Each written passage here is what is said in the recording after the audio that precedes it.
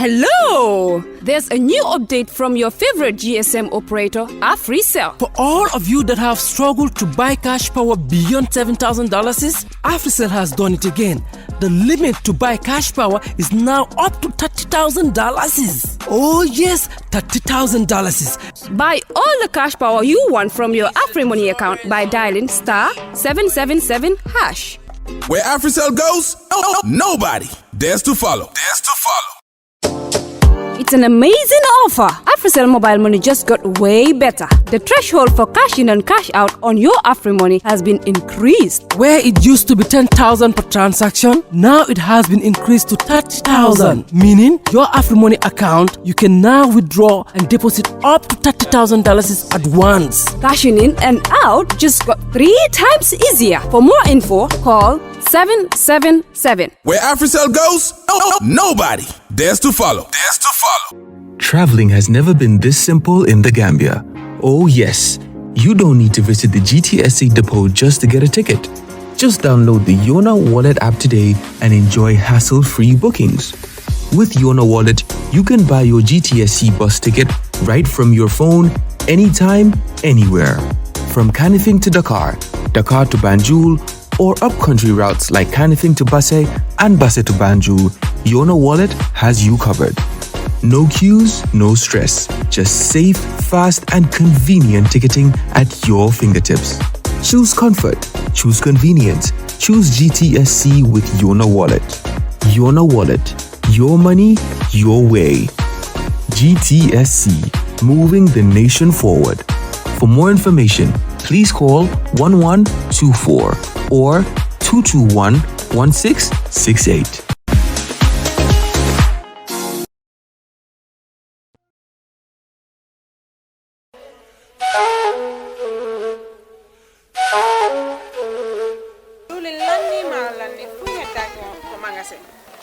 Diwli lanni maro lanni fop lanni awa joni mi anda honno gerde ten e ngaldo sabu e ngaldo Ibrahima jonnal taw joni mi anda se yahay kapitiki nyawloden ha humpondire makko est ce qu'on non e warude waden no ane gore Ibrahima ma ko to woni mo Amerique ko Amerique woni kare humpitaki fi be musibe men baluwo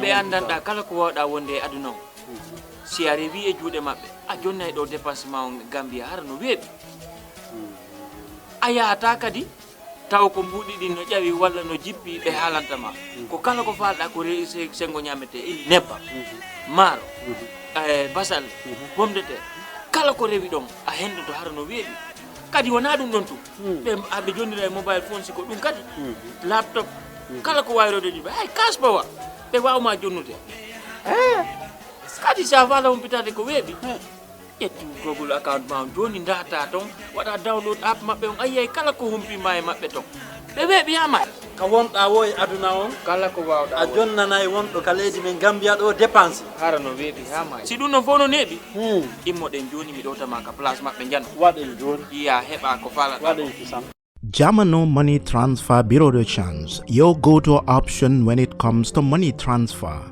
With Jamano, you can send money from anywhere in the world to your family and loved ones in the Gambia and be sure the funds will be delivered to them within the shortest time possible. For your convenience, funds sent through Jamano Money Transfer can be picked from all the banks and multiple other financial institutions, including Ajib Bank, Trust Bank, GT Bank, Mega Bank, Basic Bank, Reliance Financial Services, and Approved Services. Visit our head office at Bruceby opposite AfricMed next to Trust Bank Limited or email us at info@jamanomt.com. You can as well call us on 310-3050 or 310-3051 or yet still 733-0688. Our opening hours are 8 a.m. to 8 p.m. Monday to Saturday and 9 a.m. to 4 p.m. on Sunday. Jamano Money Transfer, your most trusted money transfer service where customer satisfaction is paramount. When you think of a simple, fast, and reliable money transfer, think Jamano Money Transfer.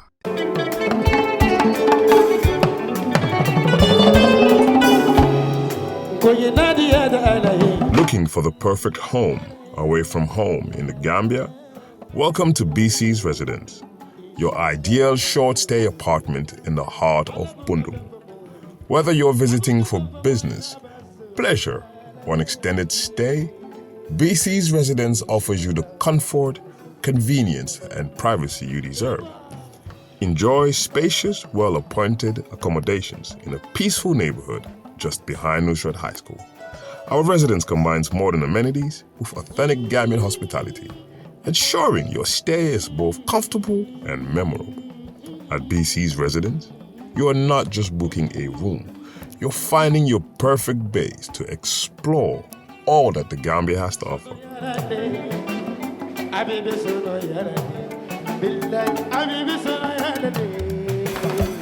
Ready to book your stay? Contact us today. +220 941414 BC's Residence at gmail.com.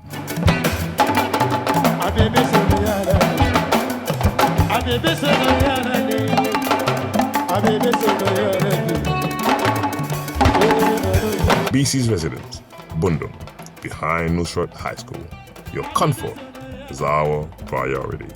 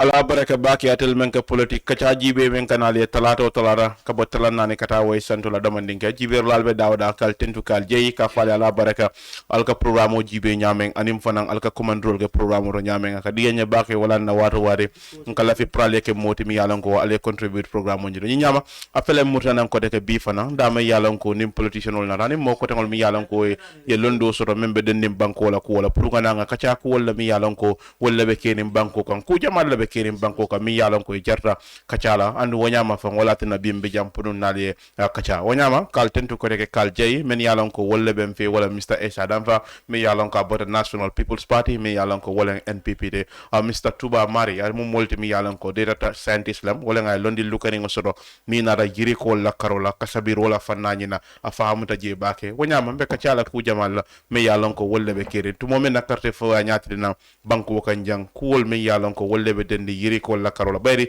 yiri ko wala fenti mi yalan ko akamunta wala ka laño kan wala fanan ka gagné yitani wanyama abe kuma yala pour ngo fanani ngo jibe Sulayman Saho mo Central Badibu la député walti and wanyama fana tlem National Organizing Secretary United Democratic Party ka fa bitel be ya baraka bake ya wato menta pour kana ka fuma nyin kachato mi yalan ko akumata bake memu banko la kachare wanyama be bulala walto trop enen jibe la laño kon donc ka fa ya baraka ko teke inara programme ro nyame so baraka inara programme ro nyame ko teke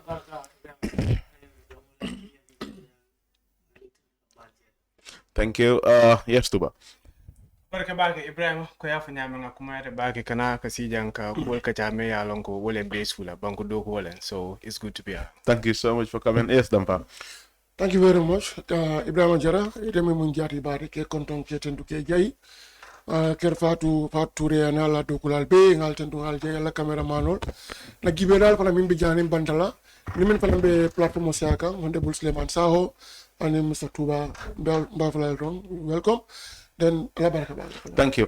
So nga commencé nit la Vice President Mohamed B.S. Diallo. I mean atara nun député bu ngoto ñi lokun tambila ay kuma ka ngo foje me yalla ko wolen ko tiewdol bije wala ka kodo men soto karifa jola karola wala siata ete mo député wala tal député wala karoñi na kabra ko mo jamal bija ko e jahalindi bake membe dendi waya sabo mo jamal bije ya jalay anarhana ala lord la falem bi me yalla ko wala be dendi wo kuma ka woni na e bolo se roke kama wuli wo kamandum modul ya jibe nyami anin o man kala ngani yore pour ka mo mantora ala kuma ka bar hanbi criticism singa be pasis kane mol ba jalay kane hani fa sa ndul be je fay ka fay inyanta ki da hayla place to wala nyanta ki punyal Vice President I nyim fole before the at the parliament deputy wal nyakoro ite in your view like if yalla ñu kali kuma ka ngol ni yaali ñaali la knowing that he was saying something me yalla ko it's not really Ibrahim, thank you very much kabara ba fola the sirin andumba ñaati le ngolal okay anyway Vice President is a human being and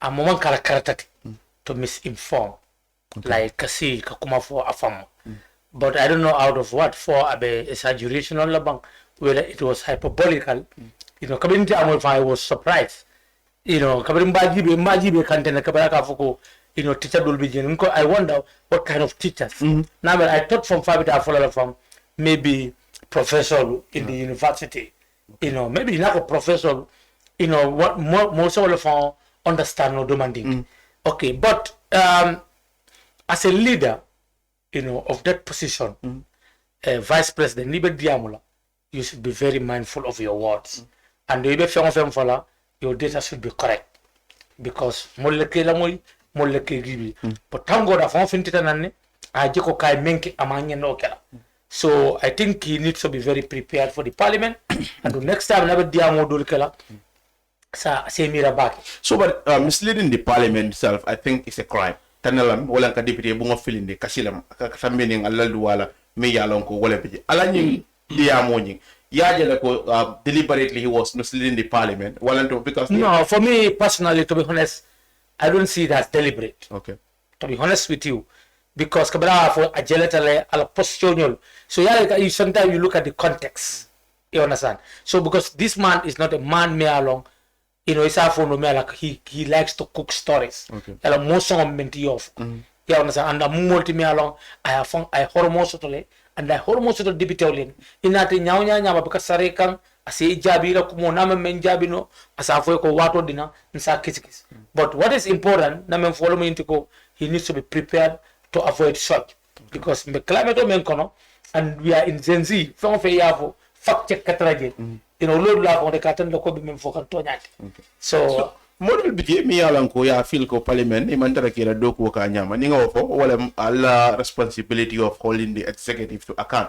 I mean minister of finance sidi kida ya 2 minun commando ka fana na rajina al mislead no wala al filindi bari buka je comme ni executive wala member cabinet members ni na assembly to kuma soto balofo e ka mi al deputy wol be stance me yalan ka albe wolta la albe ka wata mune kal moda ka je to make sure that executive kana la ali kontiboro dan tajam Yalong Jeremy Bijolan contempt like you know if you do something that is contrary to the rules of the parliament you could be charged for contempt you understand so but the process involved in it okay because along go the ministers are representing the executive or sometimes akananya deliberately hadn't been we have a parliament whereby you know oppositional theater or we have people who are very radical in thinking they can come up with those approaches and they can put it to in either in a form of a motion you know and they can get the vote so because parliament at the end of the day terror is dictated by votes but there is no harm in trying yeah what you said attempts we have made to you know to put up motions of censure but they were blocked they were voted out you remember covering Fenko the resolution on the GT board. You understand? Okay. So attempts we have made to come up. I think you know, for some time and then the more fonts and I don't know if I see because sometimes there are things where parliamentarian communicate they are very progressive. Sometimes the report become better. I don't know why. Sometimes you see the news to you know, for wakan ni Sulayman ko benyo da betel honorable Lamin Cissé ni stand off kal sometimes ko jele those are news o mal the media to man fel long but sometimes ko do fanan ka jel mi abay ikaje ko parliament has made a significant, you know, a score here. Defense score me is very progressive. Me always have no jawara jamaro ya jambe jamaro baka ko parliament. Okay, but among Kenyan ko jujun town ni Hamilton damare biji. To one don't forget my ka you don't defend. You understand? No, among Kenyan you don't defend. Sometimes ikaji the process involved. You know, around Gambia democracy is still on trial. You understand? The type of names that we have. You understand? What is their background? You know, are they of faith with the standing order or the constitution? So, but now, the transition is going. What I'm saying is, you know, among ko deliberately parliament malaf ka doko ke, or deputy malaf ka doko ke, or malaf ka minister put to. So, but now, Allah katambe standing order. Let's say, yeah, for the vice president, kabra abo fo ka be loading anyakona. For standing order doesn't empower you as a member to, you know, to call him out and say no, it's not possible because it and you also been part of the education sector, former teacher. You know what I can get lesson. Even not falling the passive friend of you could have called him out and said it's not yeah, but come on, the way just go and watch the video, the way he said it, it was a, you know, among the what I'm saying is given a fair blood we all know. You understand what I'm saying? Come on for it. You look at the contest. Parliaments all over the world, you see how they are. Even in England, you see the Prime Minister will come, cooks and people will be laughing, they will be, no, Prime Minister, this is that. Yes, it could be done. But, you know, does it warrant it? Does it warrant it? So, Chamon, to me, as far as I'm concerned, you know, I don't think, you know, I need to come up with anything to stop him or to censor him for that. I don't. Okay. I don't think. To you might see it. Sulayman, you'll be sitting in front of me. No, but exact check because most of the teachers, I mean, Alakumaka doesn't go well with that. Exactly. So, and you would have seen like this vice president, he was standing for the president. That's why. I wait shortly. Like in the form of phone, you would have said, you know, vice president, like you come over as a Pindona, Vena Musona, Kemati, like you know, Yomi Alam going to La Codosiana, deputy, you know, Yogamani Boros and no so. So, you know, whether he said it, Father Temple, that was something me, Alanko. I think that was not the right place. Yeah, but this is what I said. I'm not here to defend the vice president. Since he came out, you know, to apologize the statement that he made. But what I'm saying, sometimes you have to look at the context and the circumstances. We are all human beings. Do you understand? So, you know, the president, the vice president or president, they should measure up themselves. They should be well prepared. So, do you understand? So, but you manka kuti fana mealo, you know, isafo no ko, you know, for ajata ka sensor. Okay, I'm on yeah. Okay, Dampha, yeah, I can't vice president. Well, model BJ, about comment can cook in there. Well, I bold decision me along I want that because my second I come in faster, Jama BJ come in for well. Ibuka sonno kula mi alango ko wala ko me ka error rocket ni error rocket pour ka findi ye fama seni andi wakaro nyina mu fendi mi alanka kolya pour ka vice president ya findi nam ka bo akamunda mbal bolo sekar e ko e sai of him bar dol beje fana yaje comme ko drom ala be même fo ka ngala baka baruna la man sakundal to dia kula mi alanka man taraka wala ke but mena mi tam.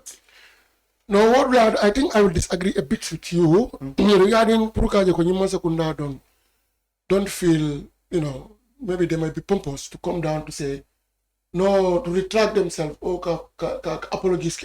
Over caring all the time. Yeah, it happens. Most ministers do it, you know, and then long for like this people central government how policy do it if I retract. It happens.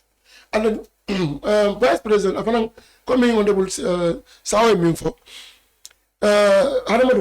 like any other human being. You know, maybe as a quote of maybe Atema put into that context for Pruka, he was trying to mislead, or maybe he was trying, because let me understand the word. He was trying to be overwhelmed about the kind of the level of increment for teachers in this regime. Compared to other regimes, how teachers like Joro Belafaka Nyadil, and in regime Yalafa Nyadil. So overwhelming increment minketa, where I triggered his emotion. Kaja teachers, some teachers are earning more than but primarily he was there to talk on policy issues. So Natara I think was sent to Yendi. Most of all, you know, what from the game. Yeah, I think it was a follow-up question. If I'm right, he was defending he was answering question. Jabiro keka nyini karola. So ngalo follow-up la diaro dina wo don't be surprised some teachers and other people. So I think he was like a very jovial. I don't think that he was very serious. So the good thing about it, well, he retracted himself. And imagine one of the government senior advisors to the president, political advisor, Amanda Karantana, he also retracted himself. The Minister of Information, sometimes Majafa retracted himself. He issued an apology. So this government or government officials, they don't feel big. Well, this is not in line with my character. Sometimes Mr. They come down and apologize to the nation. We move on. Yeah. And even for misleading the parliament or whatever, you should take an oath. For example, if there's a committee of inquiry, whatever, they can take it as a perjury, then lying on the oath. So near either parliament law or any other commission, you can be liable. So, but now even with the living condition, mulbe taki kam bankuka. So ibajala ko near situation on jibe, it's not helpful. I mean, despite government with less salary in la fale, mo jamal puji ya ko they are struggling with life.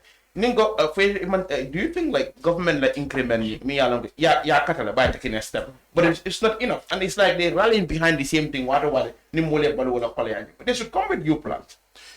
Yeah, nothing is sufficient. Nothing is enough as far as human life is concerned. Harmano now balloon wrong. Femman kanya. Ida for money be la pay way. Nintanga 100,000 salary so. No will be enough.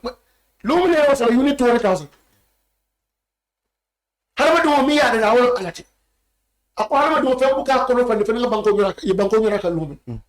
I'm having wrong. Kafem Basso. So, moment and I Mimber your car for Nina, your Marcia, I know Cobra. Diam Dima body. Nina increased for 110%, sorry. 110% your lavage, at least. On one side, enough on stop it. See, there's a room for increment. Nim quarter of what I can go. Suppose they will do it. But they could have done better. I mean, the government me along ko inaran and they are going to change mola balunya ni la baluol Kenya banko income. I mean, inaran and despite that changes, imam baluon yung palino. Then something is wrong somewhere. Yeah, what I'm saying, coming to expectation of people, I'm not grateful. But in a step for a commitment minketa. Commitment minketa no grateful. Mommy along kaela salary at zero, while I'm stagnant for how many years?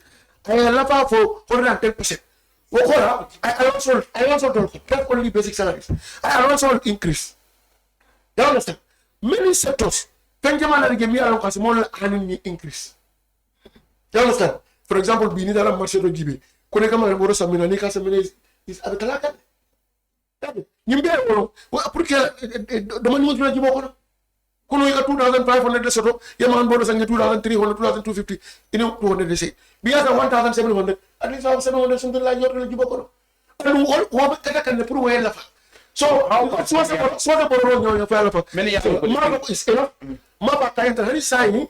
There's a room for improvement, but in acknowledge from the Binket. How about many along they think government doesn't have solution to our problem? Main problem me along community or sort of what I'm will or put the same thing. More penalty be along by more target the back banko can.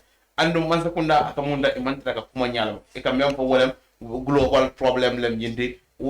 That's all I'm Kumajamal to me along the main thing the Cataraman Chandler. Anytime you confront Baluala Paliala. Banko, you think Gambia government, President Barola Nyatonga, they have solution to our problem in terms of living standard, me alongo, a better yalan mobile, and me alongo, you book a college master, but you see for Balunya can lose her. Yeah, problem front. Problem of ye, we must blame Lola entirely. But a dog yet must blame because that's a globalization. We are interlinked. Me, I don't affect Ganabina, first person can do it solely. That's empirical. Masakunda say, what are your plans? Because there's a volatility in the international space. There's no certainty. Dunia without any certainty. Say more in the medical at your home front. Can make sure you deal with the urgent issues. One Masakunda can make sure we attain food self-sufficiency. You understand? Ninka doku janka domo jang. then maslahan if down the line we have not seen anything. That's a progressive plans indeed on the highway. No, we're not talking about plans. We want main actions. The actions are there. Indeed. Now, private sector will venture into rice cultivation side. We want to see the government leading. Good. No, government anywhere in the world you can import them into. Masakunda avocado. Masakunda facilitate. Private sector na do okay. Masakunda makero ni rice for Africa. But yeah, family individual family export but family Senegal me yalan ko they doing subsistence agriculture, they should be empowered, and mo jamal bije baje kan that's not happening. That's what it's in fact model bije me yalan ko de ko ni ko jaxali patiar be sare fulay bon dol ko they struggle even with tractor pour que be farol nim plot la ñam government me yalan ko you claim to be committed to agricultural development and everything. Come on, we should not be struggling with those kind of basic things for your land. No, don't be comfortable here thinking that nothing is been done. I'm not done, but in terms of the commitment is missing. Okay, I'm coming. The commitment is there. You know what happened? Subsistence farming system, money or Karajan. In the band, no other Pungo, the money to get your water and your boat, get I the money, you start struggling. So, of course, I inform them to put in a roll. Woman to power from individual family for unable to know. For example, open areas, if I can go to Secunda, and some part of Brica, or Pungo table. So, I want to go balloon. This is only to go in any setup. Metropolitan setup, and satellites, like a balloon. Metropolitan settlement, like a balloon satellite, like a supply. So I know that like BG. Welcome to now we want to commercialize. We want to just add value addition.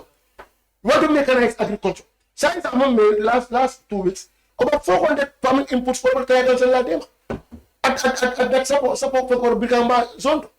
So we want to enhance. We have to much run Gambia for be all of us.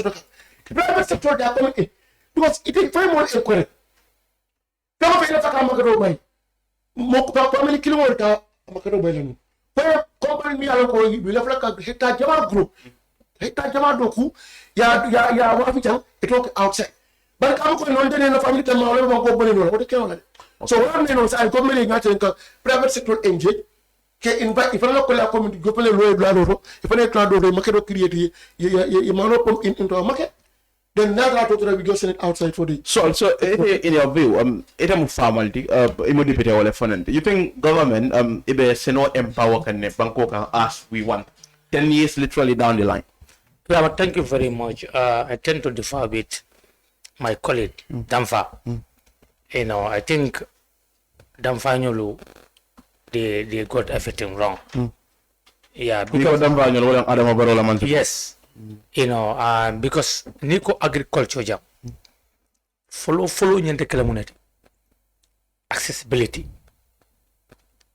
dam fanyo nar la mun la an musol la farol ya mute bulle ye kundi ka kordat musol la gadinol jos wanjang itaraji ya mute bul ya understand andu to yalon ko num o Joshua o resident be Joshua nyol to baxawnyol ibo town lalt iko farol dokulo ni ka manol sotoji muskebal be jane ka manol sotole bili ni data nyi barala jam intidi ye area nundo manol ka nyi nyaaje ya be muta musol buli ya be tala ya be waf investor you understand ni na agriculture itself ako they handed about 40 plus 400 combined harvester and intel.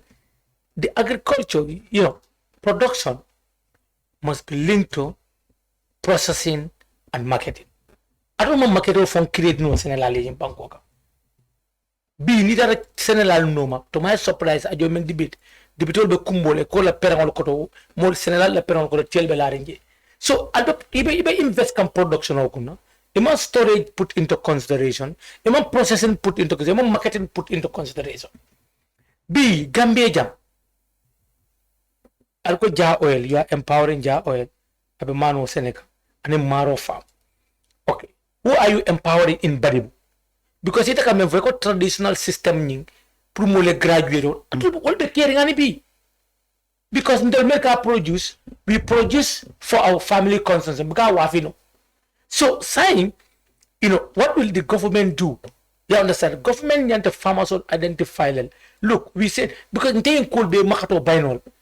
Do you understand? But, the government of Arab Baros would say, okay, rice cultivation, since we have furrow from Jurunku, down the line from Nyomijan, Kata Bay, do not bang the madam and Gambe Daniel, Sierra Mana. You understand? With a serious plan and scheme. It's not only Kavuko contract with Dimola. So, the issue of Mansakundala Simpanya, Puruka feeder road sold that farmers to have access to the market. That's a big step. Like sowing it's beyond commitment. They are into actions now. But who started that? It's not only that's not new in the Gambia. Well, that's fake. Bro, how many mixed farming centers Jawara will create PPP regime? How many feeder roads Dr. Marrie, when he was Minister of Economic Planning, I feeder road Dr. Marrie le be create an economic plan. You understand? So B, Ninging government value addition. Yes, they are doing it to some degree. But still now, until food sovereignty, we cannot export. Now, Africa free trade, continental free trade, what does Gambia contribute? Let's ask ourselves. To sell it in the market. So how can we be part of the competition? Do you understand? So, Ntolu, Senegal, the Gambian, Ntolu, vegetable for Senegal, Mboro, there is a village called Mboro. I went up to that. It's a vegetable growing community, it's an agricultural community. Yenyu wulumbaw le soto woyol ka generator ta ke blaje jebe sata tikande sama Gambian funding jol ka boy kata Mboro kata do ko laji. We have similar world in wulumbaw, we can do it. So but it has to be continuous. But the government rain-fed agriculture. So I will not condemn Kafuko government of Adama Barrow Mantara Fenke. I'm not a fanatic in that aspect. But I'm coming for it. There is a lot of missing gap because we can't depend on I think no matter is a process, prioritization need to be done. But agriculture priority. No, government is spending everything on roads. You understand? And I'm not saying roads man combine, but I'm coming for linkage the B road construction. You understand? Some of the roads are given to foreign companies. Some are given to our natives. Okay, but niajibe investment on now on agriculture. How many young people employ? Because dunia ni crisis be kiri na science mumalo Iran ni nyula kilo be dana dami Gambia food basket li what plan ayini nga wala yum plan na soto ela buntu me alon to vansa fonoko nin kulol manna Pakistan yol balanda Gambia be feto le mentol to atentol bu. You understand? So Gambia follow me intiko nyanta jibelale. So but you think Barrow his government is responsible for that because initially he said he inherited a broken system. He's trying to restructure, put things together, and there is a functional government that's fully operational. So at this stage, you think are you suggesting that he has not done much to make sure that our broken system are restored, or at a form of broken system at a form about what you can't be always blaming your dad. You cannot inherit. You cannot continue blaming your father for the falling of the bamboo sticks or whatever. You fix them. Do you understand? Now broken system or how many goodwill came to this country? Near Google, Nina GB science. For example, our security sector reform. How many billions of dollars or euros from transition to date? European Union could invest into Gambia. UN invest into Gambia. Equality into Gambia. Not statistics in your GBL. So you cannot be just talking about broken system. Yeah, it's just like did you read the book called Animal Farm? Animal Farm. They always blame for a parliament or study because understand. For animals only could attack for Mr. John Bondi farmed. Said they are responsible for their administration. Still now they are always blaming Mr. John. Some can any chabo filter is have John's nala mollem or snowball nala mollem because a snowball mutale they case him out of the farm. So we cannot just be blaming. In coming for this Iraq or COVID-19, This is a global pandemic. Okay, so it can prepare as a government. You understand? Because we will cool it, mil sekino le. Koku se happen no le. But then the function that terrible. Maybe the country itself, I mean, as per the location, I think might be vulnerability. Banko from that might not be government or leadership. No, Ibrahim, the geographers will tell you we have the best, land for agriculture. It's the most suitable land for agriculture. Our lands are alluvial soil, elemental loamy soil. They are very rich for agriculture. Gambia is not hilly compared to other countries. But even on hills, people are growing crops there. So the government should be very responsible, not to only think of maintaining power. I only want to have projects that will score me political votes. You understand? You don't think and see what are the sustainable projects, because some of these projects are not sustainable. How many tractors? Mahindra, even the governors, the safe ones, even the air companies got it. So, but we have to look at it. What is the Kenyadi? You tell you have it. Follow some Badibu. But now the tractors, someone cutting. But these tractors, do we have a maintenance scheme for them? Do you have trained people, qualified people? These are the future sustainabilities. And tractors me along go rural NPP tractor. I don't know about that. But in it's been given to some of them chairman or whatsoever. No. No. It's on scheme. It's on scheme. So how comes people call it NPP tractor? But No. Remember the NPP tractor. You meant someone near the NPP politician. You understand? On that form, or second, but tractor will be a mail not of recent will move agricultural tractor lady. You meant someone family on credit basis. Okay, so Dampha, you think Barrow is going to win this election? I mean, what we seen today, or what we have seen today, Wolam drive will ye pass will let for after Mansakunda mang tarifo nyim falling.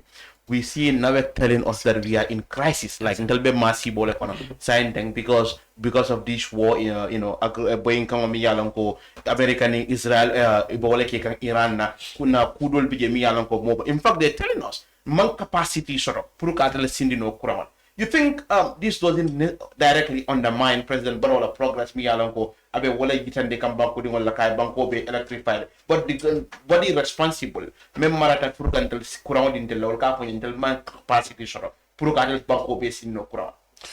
It's like you bring COVID-19 down. Who to blame for that pandemic? It's a global phenomenon. COVID. Unforeseen circumstances may arise. You understand? You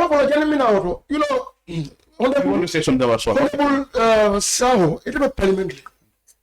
Of recent, I get approved for agriculture. But I get approved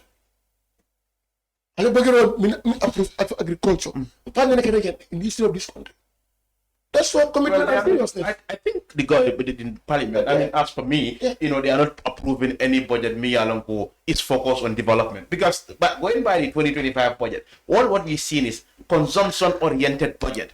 And that's when I said, it means the Ministry of Finance. No. So that's what I have seen. No. Human capital development project go buka bangi. No. That's including agriculture. Ila pagi do nene man na nyim parliament auto. Consumption oriented budget. I mean a budget me alonko might be most significant amount of the money. Me alonko wole be akadum karifa jole kundo anin ku kotamal than development. Sa in sector gibe why independent argument on health sector yellow ndaji. Ministry of Higher Education, Basic and Secondary Education, Agriculture. You glad give again and they are densely human development areas. From the budget. So I don't know this government is prepared to nurture and many people who might become tomorrow a very responsible citizen of this country. So what be a Karawa side and agricultural career will be. Don't try to mean can now. Ya ko ni betama kan jiko tama kan nyame nyolan. Ida cheta man sekunda minuru ya what target kebulu sama hatala nyadi. Whoa, I mean what was the yield? What was the dividend? Because it target kebulu sam. It must have a connection. Yeah, and for food self-sufficiency. I want to no money. Is it not the objective? But when you hear from more about master, sacrifice never try to do nothing. But when you are say for alcoholic money, I comprehend. I can be out and in the no, it only give me they are well interested and they are focused on agricultural sector. They are there to plow, hectares, hundreds of hectares. But someone in the you might try to deal with the okay. Money go, they're still on subsistence farming. It's kind of target theory. Could be a gira project on Nemo project could be it cannot be more next to zero. Follow me, I'm going to try to Marangon. Follow the Dio Minty. Based on the request of some farmers. In a try to Marangon, in a corner reading cleaning infra. Yeah, I will tell you, I want to be 5. I think with all jurors, I think Trakidole Marodia and follow.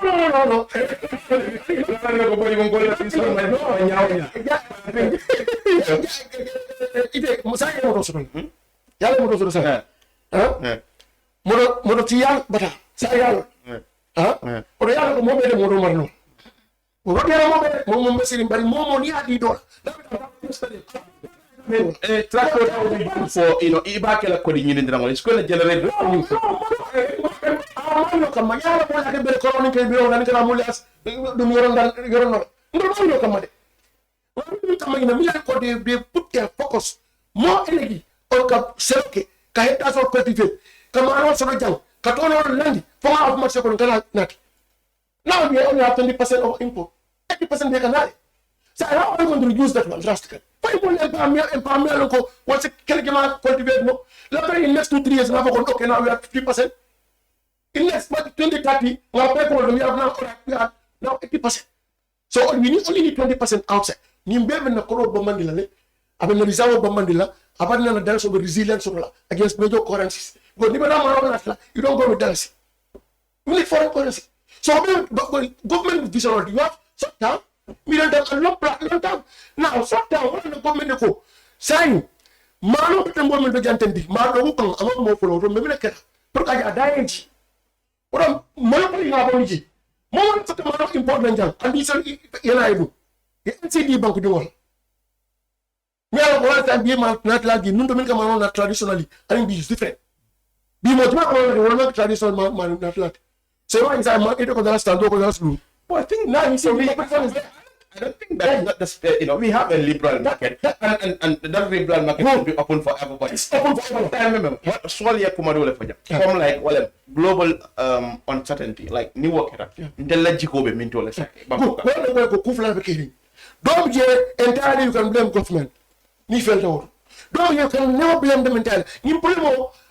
In Dunia, they have America from the local. I don't know what I'm doing. So, but how about Barrow? So, how about the president going on a tour? Only barely a month. Navek is telling us now that in fact we don't have the capacity for adults to the government and go media. What was the point of him going round? Okay, you're telling us that 100%, 90% of government people have access to electricity. Okay, electricity me along, but literally we're not enjoying it. Okay. Navek la game gardening. Yeah, enough brilliant force communicate with them for Indico. They have regional sub-regional block. It means no supply from Quran. What's another deal? Because technicians are working on that. Program to afford me, come and go on the 6th or on the 7th. You understand? Maybe technicians back and be now today they came out with also with this. But in the B, you come down forget it. In the press conference, including fuel supply chain. Disruption of fuel supply chain. So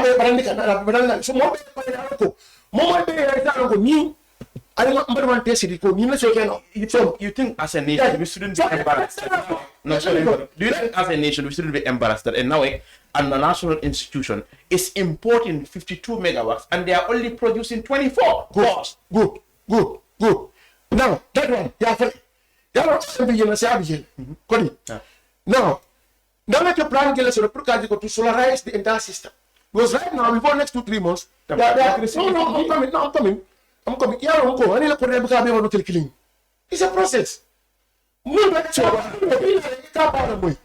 Fala kapa mo. Be kapa waje. And be maka. Oh, so then we are investigating ko before 1 year or 2.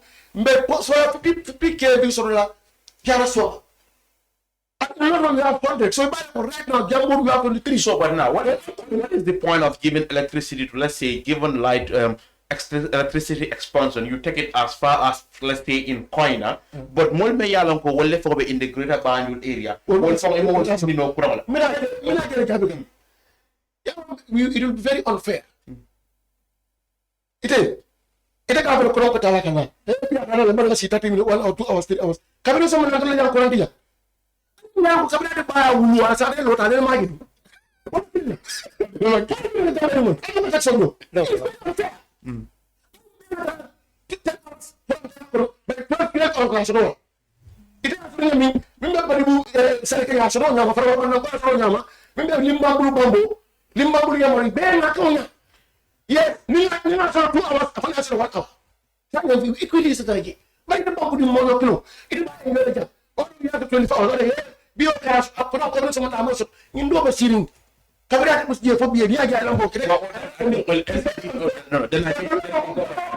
No, but the government in 21st century. No, but the government should only celebrate then when we have enough then. At this point, there's nothing worth celebrating. That's what we are celebrating. It's access. Access to what?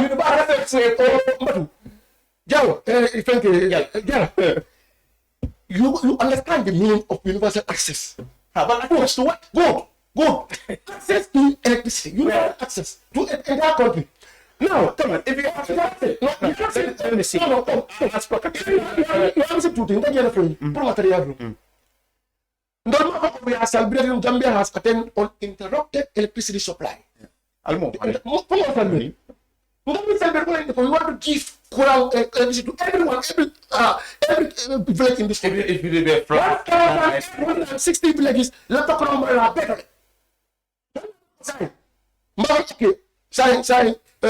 I got know how many hours left. I'm going to tell you 10 hours. Now we have also okay, fine. But I'm going to next step. But that's the of the consumer. I mean, consumers they want. No, you start from one step at a time. No, it is national. I couldn't get it on the show. Be more able. Maybe I can be. If you don't ring over,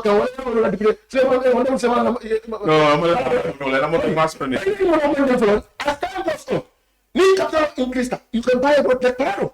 But today, you cannot it's solved. Okay. Cannot full, it's solved. Because your mobility is solved. But you don't have it at Nintabin. I'm not so low. But about going into cross. That's why we are celebrating to attain a universal access to electricity. So Touba, GDC la nyaronko honorable mama kande I ala kuma kan I model barandi another wato mi alonko molbe common blocky kan for opposition unification in the country pro opposition but ate ako UDP plan wali la nyokan I will rule outlet obeden di men wala comme yitande ko wali position letter already kuoto mi yalon ko wala be denning ka kala ko wala akamon dayta le load data foka pare wanyama ay won rule out la ko hani ni wolte coalition eto kel GDC ila stand be nyaade in our politics at this point, and how significant are they to UDP and in fana nini wal malla nyoka ila ko fana benya. Yeah, very important. Baraka bake jarang yung kutuma Sulayman Saho ani Dampha ko jawale po jang fonda ka nganyang ko mbe jan salabari yen kar ko dole kuma. So let me just pay attention to that. GDC baramalem Gambia election too, if we take the latest information that is with regards to 2021 elections, though currently NPP in Kolbe kamem for sate kuna baka wole ko ye GDP la multale, especially in the Jimara area. Bari wo mote wo proof la no, because election manke and fem manke ba fla dame na ko GDC ni NPP le nyo saba proko bon bari nin tara sa ko wi ba kumo mem fola mba sembendela nim fenna mba sembendela dame na wol in the 2021 elections. GDC number membe bulu asiatale Mama Kande's total out of the 2021 election was 105,902. Actually they placed third position. Ni nata election na going into 2026. Yes, any other number be talala. I don't see that they will be cut halfway. I don't think that 105,000 is yet to be seen. But in time half of that will be missing from GDC. So sembo be bulle science any kaputa any coalition ma coalition science and the chunk or actually the crux of the coalition womu UDP led. Because Sembo BB to level when it comes to numbers. Okay, not only the 2021 election, you can go to any election that they partake in. You can also revise the story or the history about 1990. It has to be the UDP, to them crooks. But because Mama Kandeko, they already took a stand, it all take join Nano. At a stand, yes, he is third position, obviously NPP incumbent, but he is going to make a very, very big impact. Nan UDP Kafranyola, plus other upcoming parties or the ones that are already existing to challenge the status quo. Okay. So ala safono warning UMCC coalition okeno we can do it with SFL ne wofanansi coalition okeno. Now UDP out having Kande UMC and APP pour wale coalition okay banko nyinga. What kind of threat would that impose on the ruling party? Actually, that is, you can take it from me. What a killer no. You cannot have a triangle of Mama Kande, Essa Fall, and Talib. Okay. Let's look at something here. Talib left the United Democratic Party. Okay, you can't follow principles, but I am certain ko near Talib Lake flag bearership win UDP koro. Abitula gila atitala. So moza hapo no leko ye kuo kufo abesembere men na wole nko afota flag bearership la wole ye bondije. So which means by virtue of that the UMC, like obviously they are not yet registered. So one Talib like candidate if they are going to succeed in their registration. Do I think Talib will leave the UDP? May along I Sembo Soreje, I Dario Soreje to go and maybe succumb or actually come second class to Mama Kande and Essa Fall Walia lead. That's one point. Another consideration is UDP with all their might and numbers. Mama Kande because Walia announcement kele would at a so because Atefanang he's a third force, number bar blue, right? Do you think Mama Kande will allow Talib to lead him for whatever case? Because the UMC are not yet registered. If they are registered, we can actually give them a lot of relevance and credence. But science I won't manage. Now talk about Essa, a seasoned lawyer. You know where Essa is. And then, do I really think Essa will come and say, oh, these people can lead me and I will follow them? I don't see it happening. What a killer no. So you think, okay, how about GDC standing alone? GDC standing alone, you go back to how things happen. What about that's the only thing. GDC standing alone is just GDC going to give it another try. The recent separate survey, I mean, among GDC loan the cookie at all. I mean, ila loan collaborative. In fact, I think it'll found they are not happy alone the yamming, showing that probably they are not very relevant in our politics. Yeah, GDC woman na DA, but na nina da survey la interpretation jube. There is what we call the media narrative. Kumomen ka for media da sembo sort of bakel photo nya tanole. So GDC ya jele ko survey men finded and percentage men ditol. People are not actually talking about the survey outcome based on what was surveyed. It's like Molka Jeloko, Gambianul, Bele Diam, Yalon Cartifa, you are counting about hundreds of thousands. But this survey is only limited to about 2,000 plus, or let's say a maximum of 2,000 or a maximum of 2,500, right? So no 2,500 people's number. 1,200. Okay, 1,245, something like that. Exactly, something like that. No one more than Tangol Diam, than Niba Kumo Frina, for Nyareba. So what for Nyan, you welcome Mol Jamal Batandi. It's just like maybe. Ita baru dangi tara ibita kang gunjur ibita mkarek mano kampat fonyo fera duta bulu kilim farasta jan dudol janjan dego ha no ta gunjur dudol be moy raji sa gunjur gol ki joye fara molta ya ko yele kenyoli kawel lang fa. But the truth is the survey comes usually pour ka mol inform from a certain sample size kaje ko ngani sample na tara bari nyine be keri mel diam te nyine fo as keno fanan assessor no lete. You can even interview 10,000 people, maybe only one person, like sort of a GDC, then that would reflect in that survey. But it's very hard, and there is a way to interpret the survey, and that is you have to be specific. Kumo ni menketa afo kang, ntolonga mo nangam le tanga wala konti nyine kan nyine la ye nyine for affair. Now the interpretive outreach ko the Gambian people say is very misleading because they come only bari mambe nyine ngako. But okay, but that is what it tells you. It tells you that the sample size is limited. Normally, it's for academic purpose. In academia, so when they do that kind of research, more men will cut media to interpret it will have Gambian people say this, but they don't keep. But obviously, the Gambian people. We know it, but it's not everyone. It's just like when one person speaks, is I don't think it will be fair. I have Gambian people say when just only a mere percentage speaks, you have to keep it to that. I'm not referring to the research content or the outcome that was written, but the way people interpret it. But also it's just for the media again. The oppositional puriye killing. How in the oppositions together?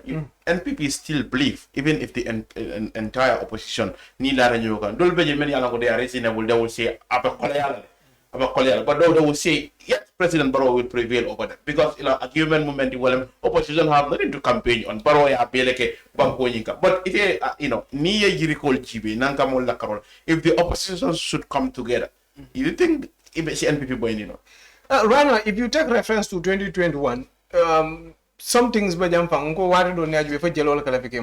yeah, the outcome for Barrow is about 457,519. If you add the rest of the oppositions together, they got 402,048 votes. Okay. Yeah, also. So simple majority. Simple majority because Barrow sits at like 50-something%, 53-point-something%. So I simple majority tala absolute majority fanantal. So wala neka but a lot of things have changed. So you difference argument kele ka go bani na national assembly la ndola fananga simple majority taji. National assembly we near penkol kapunyoma if you add all the votes, UDP alone neota. So if there is any political party that can challenge one-on-one basis, on a solo basis, the incumbent, it has to be the UDP. But Kakafunyoma is very important in this case to put a race and a fight against the current status quo. Name opposition Kakafunyoma. Okay, another thing about that is the rest of the opposition combined are also way less than the UDP. Near Mama Kande Kafunyoma, the Ezafal, the NUP, and Alifa Sala the party, the GDC Matova Doi. Near the Kafunyoma UDP for Nesia Bata World. Okay, so the Ninka Morning. So for Jigilata Candela Kumakala Miyalonko, I will. They will not go into coalition with UDP. I mean, no, you left maintain la candela. Wala mo indiko. UDP mal position otandi. Usiene diamo. Wala pa na mo UDP. No. Usiene diamo. Let's let's separate this in a more serious terms. UDP is engaging other political parties. UDP is part of apex bodies discussion. You understand? So mama kavoko UDP ko kuntulani ko kuma kuntu. Usieni bala opinion na foka. Yalong, yes, he's a leader. You understand? But amavoko this is the conclusive position of UDP. It was not conclusive. Yalong atol John Solu. You put a question to people. I mem for kawala mo yintiko usually jama new coalition will be particularly with the largest number to Mandur Kanala join. But that depends on the circumstances. Let me tell you this and let me tell Mama, I cannot give up. You understand? UDP, those are not closed for negotiation. One thing Nalong this election is a mission to rescue Gambia. It's more than UDP. Do you understand? Because member carry you Nimbanko can be Ntolialonko Ning Adama Tambita, Mama Kandeo, Salifa, Usenu, Essa Falu, we are all going to suffer politically. 2021, let me tell you this story. I went to Essa on record. I was telling him for him to come and sit with Dabo, Purmuleke Kilometer. I remember why not you tell Dabo to step aside and let me lead? Because that will be too difficult. Because we have a lot of your likes in our party. But still you can negotiate, we can talk. Tell us what you want. Do you understand? So, nkamentan di wala mo yintiko. Ndol melka fuko UDP malafi mola, UDP malafi ni mola. It's not true. Woman is fallacious. But remember, the fact of the matter is al nakachata biloko. So, but double a remark na. But after a few days, Mane also said the same thing. No. In fact, Mane forced a comment. Then Usienu came and took a position. He never said that was opinion. No, but with all that, you still see UDP part of Apex discussion. You see UDP is engaging all the political leaders. UDP is the executive that makes the decision, or the center committee. And even not of a new the coalition to the executive from the executive to the central committee. You understand? When into Sulayman, it interview kanya menna miracle focus menja. What do you mean killing? That's not the final position. That's Lamin man. That's Babu Siri. Do you understand? And don't come and follow me into B lalo into Libya and menja. Follow me into coalition or Jama Florka Sota Ibrahim. Okay, you have coalition. We are by 50 plus bedament. I'll be at our first round. The party with the largest number others join him. Coalition do kasotole whereby where you have simple majority. There you need coalition before election. Like Gambia situation of Benjamin Sainte. Because Gambia situation of Benjamin Sainte, it's about not for first round or bunda. Because round killing them. Who first passed the poll. So Sainte will mean to go. Well, until Nyanta Sila Nyokarne, we took on principles with the constitutional guidance. Unlike 2016 Menket. 2016 everybody was in a kind of despair to see Jambe gone out of the country. GDC, the admin secretary came out to tell Dabo to come out and make things clear that he met Mama on coalition discussions, but in between Jumala Muruta Koma. Are you aware of Dabo meeting Kande on coalition? No, Dabo has been doing a lot of outreaching to all. You understand? And he called them because Dabo, is no, it's a leader. No, it's not conclusive. It's a process. Do you understand? It's a process. Before election, this discussions will go. We are still, talking to them, and they are also talking to us. So, but I want give and take them to be in doing okay, Samanti Ajitani, go back. Even the apex, that's how it goes. Do you understand? But Kavago UDP, the door is closed, Mumford level, and let Mama Biri assert that go. I tell you, is very crucial. That was Farani Jambakataman. During call in 2021, they didn't support us. Iman song, Mobe Tefai.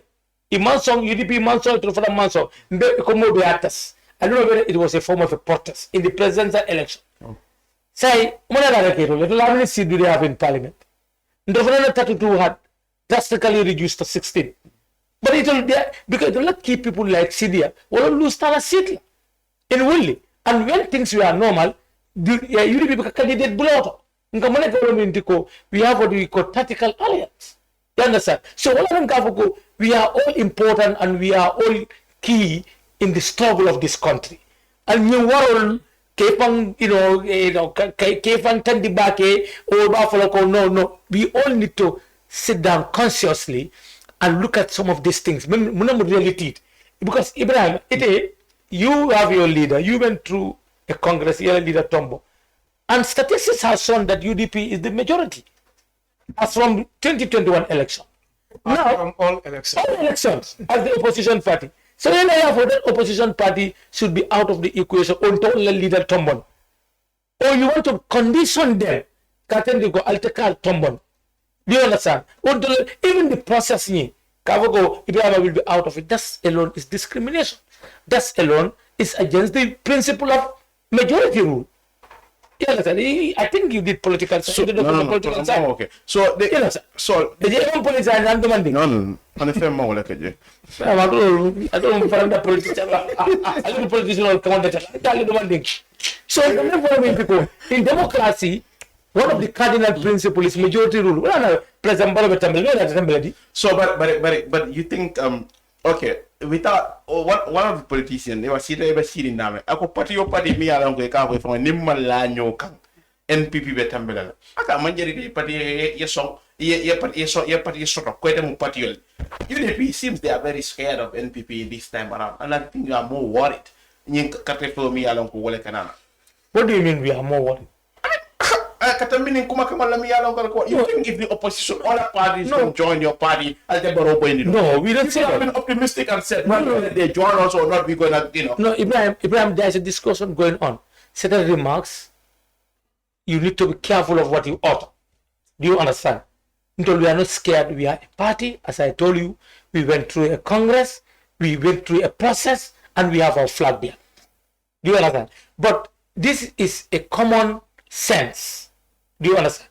Because history has taught us that coalition is very effective in removing incumbents. Do you understand? Because Ning Sainting, imagine ADB Kodol Taka Besambaka Ninka of Milford. Those are from the taxpayers' money. Akaba ko government dita budget to sign inside. Imo somewhat.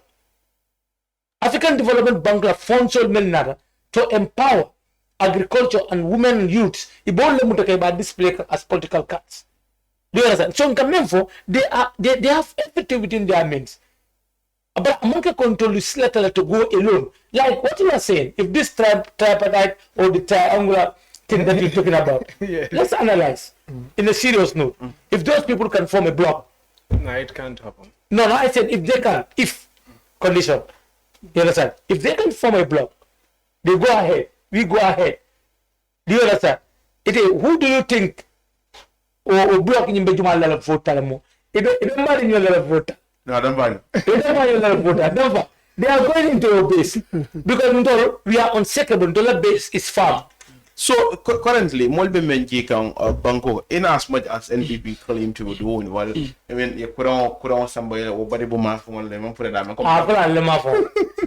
Don't buy many miles or an minute. Now, Bafoka Molly, mental sin, you know. Kurangola Banco Kanja. Ngani Ninkale for one president on the celebration on you. It wasn't cut it short because it had, you know, you are back and said, you know, 90% access to electricity. Nawek is now telling us another thing. Like Kurangola still the 3 months, Namuruko Madoma Ninkale. So you think with all what is happening, you think opposition agenda because others feel opposition they have nothing to campaign on. Even as I told you, and I will repeat it. When we are defeating Jame, more than 44 big villages in this country, I remember connect with electricity and telephone lines. I bridge all load up. I slow it down. You understand? We are a jango campaign iani. Ya jambe project of sort of ongoing road project remember in Bangkok Ataman. I like him for one thing. This electricity is universal access. Do you understand? This is beyond Jambe or Barrow. Need the Barrow for thinking. Do you understand? This is not their project. This is a global access to electricity. But even with that, it's only how many percent left cover 90. So say you are talking about global. Like a comparison, that's not a good comparison. There's no war between the rural dwellers and the urban dwellers. But I feel like the American is trying to create a war and the mental war. Look, here is an existing community with electricity. So we expect electricity sambala Badibu Sal Kenye or Badibu Dogo or Daru Rirwan. Among the Jamfanam Fala. In the sense that the output is becoming low. And we might explain Gambia what is going on. In the airport line out. What rarely yaje Kurama Faji. But these days, persistently, Kurama to follow. What is going on? No, exactly. There are no mama. It are Galamanda Elampo Malaji, Galamanda Elampo Sotoja. An industrial man began, an industry, and is paying tax to the government. And before the produce can more cable women, look across the industry. We know that they all have right. You have to balance this. So we come in for the new electricity will harm them. It will cause more harm than good. Because until we are not against electricity and roads. Let me make it categorically or crystally clear. Until we are not anti roads and electricity. In fact, I think you opposition if you should come in power. No, it has to be sustainable. Foundation. No, look, let me tell you, government is a continuity. It's not doing it for us. Government, you do when you leave, others will continue. Next minute, Barrow will tell the citizen, ya jambeni jawre menkenu because jawra fana gafal do kol be mbalim be do kol ba do ko baka banno akamu da korda ifala korda baka banno do kul itaka do le keje ya bule ni do na wala sound nature. So we are telling Barrow that no matter what anasa mini nyinkelo ta bayla anasa tafal nyinkelo ta bayla nyin this battle we gonna face it and he will live. Yeah. Then people are going to decide, Ibrahim. They're going to vote President Barrow. Development. You want to come? Yeah. Yes, go ahead. Yeah, so no, let's come for in terms of even for Kanko, like the current regime, Pruka Sembe, the development projects in Mena, that's why Moldol Fankafako, they don't have anything to campaign on. I just want to say quickly, the reason Jammeh was defeated wasn't because there was no development, wasn't also because there wasn't enough electricity. Mayor Jammeh Bwendi, as Sonbeta Menna Bake was about human rights issues, and then, you know, so many civil cases. And right now, some of those things meant that the government pay boka. The current issue of Usain. So I'll tell you a scenario. Yalong kabirin silo keta Brufut. Brikaman and Brufut la nyofia siba. So they celebrated. There was a program and all that. It was really nice. But at the moment, do you think majority of the people from Brufut, Meli alongside the Barrow Africa at that time, because of this Usain issue, will go against. So more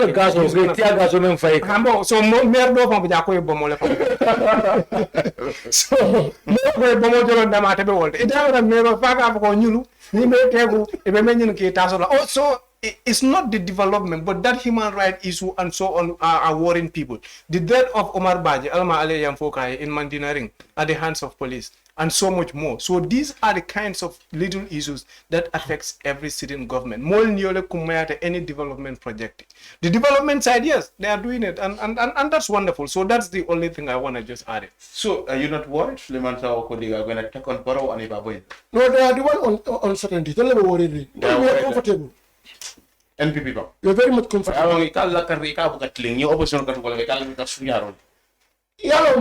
Really, we are very good. I call political science. I'm a thick political science student. Perfect. So a political scientist, you have to be very much good in environmental scanning and how to analyze issues politically and come up with these tangible solutions. Don't always we accept. What? New outcome of any election we accept. For example, they are known for that. UDP. What I'm saying, no, they are doing their job. We okay. We brought them. President of our friend. Apo.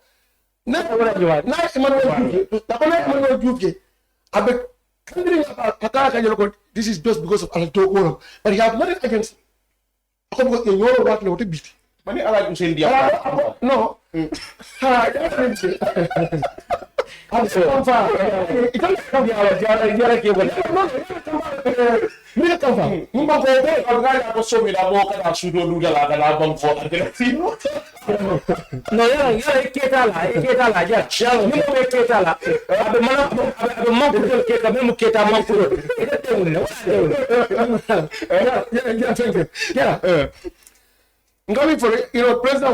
is a great politician.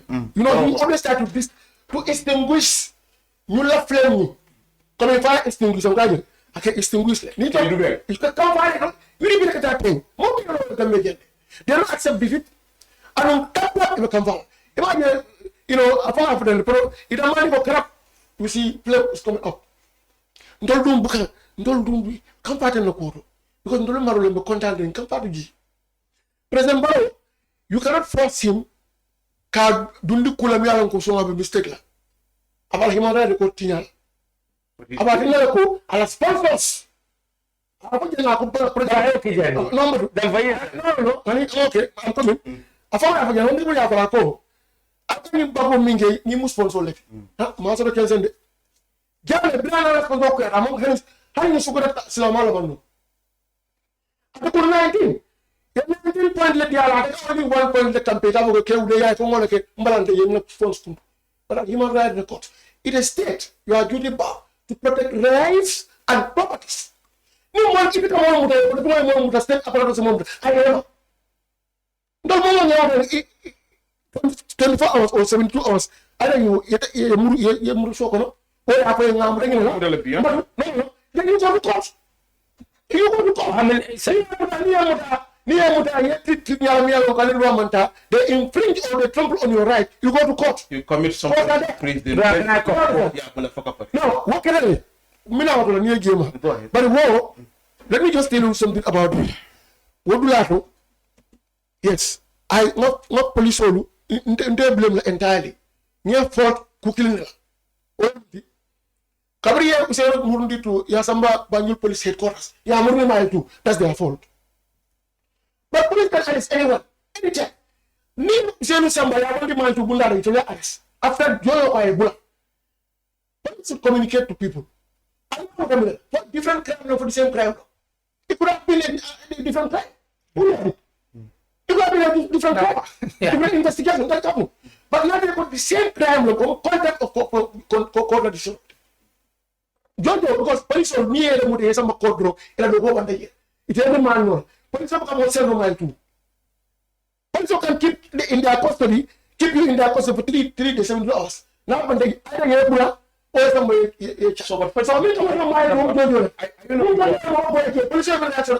Okay, having known all having not in fact, immediate arrest. I have to correct this thing. Police immediate arrest, cavalry arrest. Because police Hussein arrest in first place. Hussein was handed over, arrest by Senegalese and handed over to Gambia police force. So cavalry arrest is wrong. Police arrest. Senegal was on behalf of Gambia. Somebody released from mile 2. Yes. And John actually, me, I'm going to work for him. no, so I remember. So I do not worry that a system may along go already we said no kill like come from more of you said you leave all that you'll be able then the police will go that low. You move the police headquarters. You know, you are coming to prison after a nunco waram because human rights commission here work. Echo the investigation kill man kaiti jemea and go in fact, I explain no. That's why I said I saw them there. And borrow look, let me tell you one thing. I'm a pro-government, but if something goes wrong, you said it. Okay, I have to just clear this. I said it very clearly. Police will bring you different crime. Nico say no suspect investigate I invite they come. General some talk about some again for different issues. But this is a policeman reaction is their fault. Institutional individual but that does not mean any act of this, police is a state institution. It's not even government institution. Police, that's but if it was a government center, I've seen the president taking action against the IGP. Let me come. Appointment of IGP, yes, it's politically done. It's a political appointment. You understand? But the institution itself is a state-owned institution. State institution. But police, they are already government institutions. You don't understand?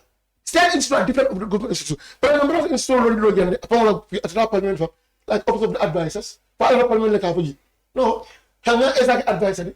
Dampha. You want to mean like another president is not in line with they can start all the positions. But if you want to if you want to get a police state institution, you go to pay. Police force, we let that happen. President of the so I think it's responsible. President of the IGP that kind of a police will not do what IGP should be held responsible. That's what I'm saying. IGP always having a most of the they say they are representing IGP.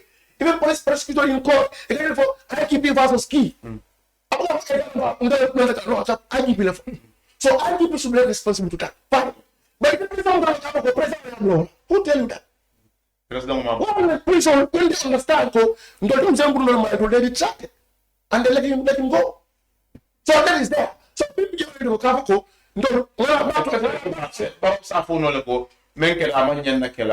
I mean, even the government didn't apologize to the Gambian people that what happened was an error. We could have done better. No, what committee is supposed to talk from the police? Police can't be the complaint on the camera. Every time you see police, we are in a page on Facebook. They are sending a leaf for them and suffering every time. So you think, but I can go there for every day. I don't do that. That's a person of powers. Dampha is the way to operate welcome in the force. That individual responsibilities and so this other institution is their responsibility. It's all a selective operation, Jijane. When that is done, people think they are just supporting the government. No. What I'm saying, no.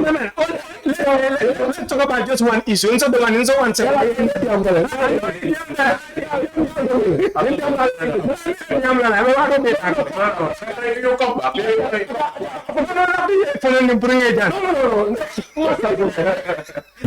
So police operate nyame wala. For example, if you talk about like Nimo Motari, Yekuma Jao for minister, my president, or so on, police always have a question in that. But in Beka, what happens? Only opposition members will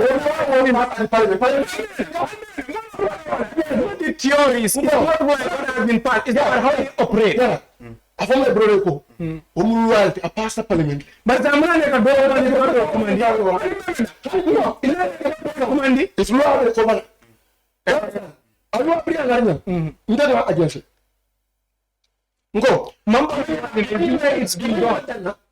I have only deserving president, but I ain't even more. I'm more better. Well, that has senior citizens of the country. Senior citizens, I find my record at you. Because we are having by the I can take cover. But Italian debate, you are passed into law. Minority have their say, minority have their way. That's the principle in politics. So what we do, but don't put out control. Let's come to your question. Either we are sitting comfortably or not. We are sitting more comfortable today than even 2021. In fact, I said it. But MPB, but I mean, 2021. We will never have that one. But the government is making us poorer. By how? I mean, passport in Lafa. If put on the Kangela cash power, if a cash power sanka, but the command the Cronsra be put on the Kangela revenue, like have industry or what's it all government entirely. Yeah, quite me or Sabu. Well, the pandemic was a real shutdown. One of the president movement for almost 2 years. But that's not our fault. Government some care of watch. Why am I not into the mall and will see going so down? It's all care. But I'm not going to care because it's beyond that. You still have your territorial boundaries. You can't go beyond that one. Because Stalin Diamontel, he think he could have done it better than Barrow. He cannot make him. I'm not caring about Maracuno. I don't think I am now a rabbit. You couldn't even have a basic sanitation of people of KMC. Did you do that? It's easy to talk than take responsibility. How are you doing? They will have also the in fact, I tell you how to from Sudan. I am okay. It's not a window on our phone. You are doing the money. I can't come and make it. It's yellow. I like it. One minute from is the most fair chairman.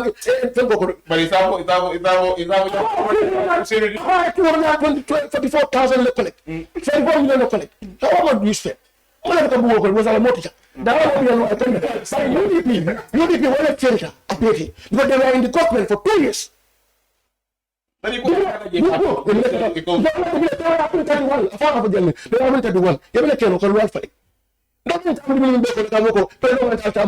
have said that you would have been called.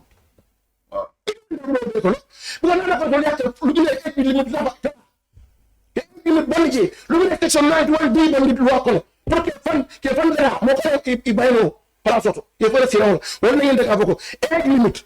I see. Time limit. So time limit. I see. I can't but he walk it. Daddy, bring it again. Someone will hold you. What does that mean? Don't mess with I know the moment of question. So the bill at the moment, we are in a battle of perceptions. Come on, man, somebody won't pass it for a mirror. But the constitution on neo deviate when they miss out. You look at the constitution developed cable. But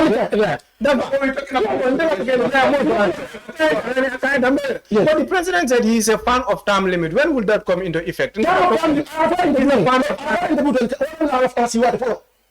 it like a football fan? You like to get into the thinking the constitution will come.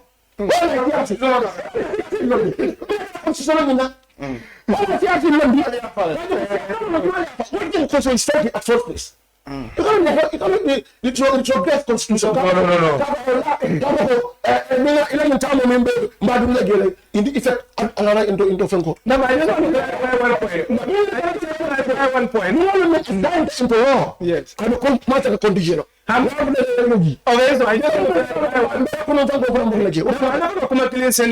political narrative for the government.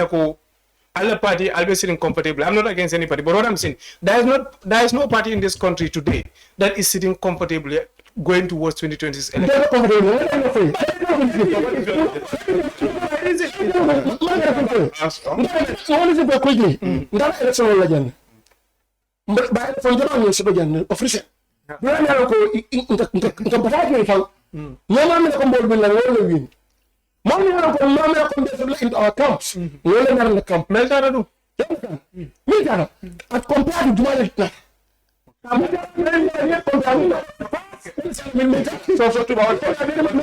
My reason is this: coming 2021 election time, near all subsequent elections were won hands down by NPP. They can say they are comfortably seated. But since 2021 election time, you see what I don't win, a European don't win, and some people want some. You accept it. But to say you are seated comfortably, the media narrative and anyone who listens will say, and these are things that sometimes skew elections. Because I can only believe as far as I am sitting here, I don't want that to be the last statement code. There is a party in this country seated comfortably. That is comfortable. You have not won anything that has been 2021 hands down thoroughly. Some and other let's look at this. In the National Assembly election, who got the majority? We have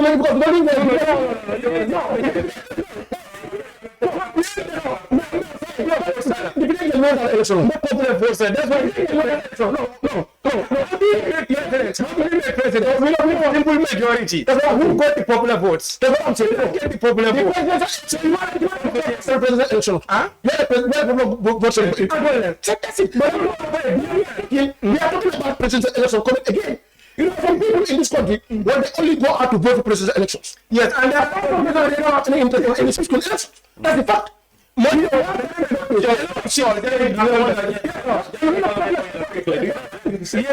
want to tell Dampha that he's trying to mix a lot of things.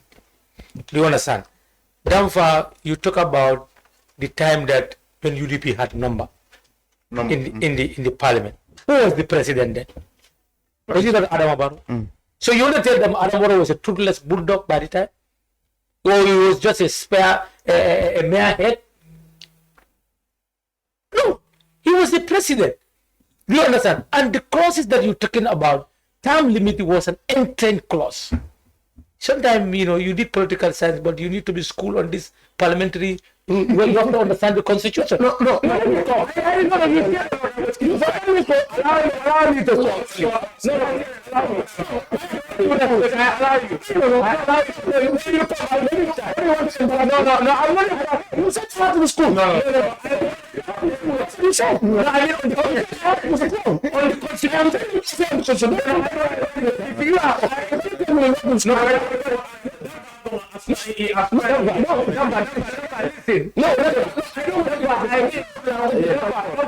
you blame me for failing my duty, which when you are talking, I kept quiet. I'm also going to blame you doing political science. You are not reading the constitution. I'm not blaming you as a person. I blame you as your party. As a party. No. The reason why I'm blaming you. The reason why I'm blaming you. Yeah. You are preparing to become a National Assembly member. No, he was. I mean, he's still. Yes. No, he can't. Yeah. We pray to God that. But what I'm saying, Ibrahim, we have to distinguish, clauses that can be easily removed by simple majority, or by a court, or by a referendum. Do you understand? Now, constitutional amendment on the term limit is not simple majority. Do you understand? And the bills that came to us at the time, they were government bill. And who was the head of the government? Adam Barrow. You cannot blame anybody for that. It's Adam Barrow. And the first person when that bill was amended, the first person to be appointed was Farmata Tambajang. And Farmata Tambajang is not UDP. But she was a woman who played a crucial role in the coalition more than you and I. Do you understand? Now, you also talk about, the councils. You said there are, all over Politic Kaacha Area Council, KMC. Fine. What of the councils that are governed by your NPP members. Go to Kerawara Area Council.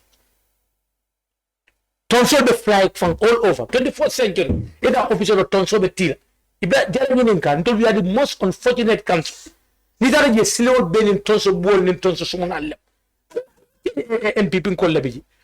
Scandal member Basiama Mokumba Gambeja. NPP never rule in Eji. But so I don't think that's a good excuse. No, it's not an excuse. Abysmally performing your party membership. No, it's not. What I'm telling him, it's not about the party to say that what Yankuba did in this country.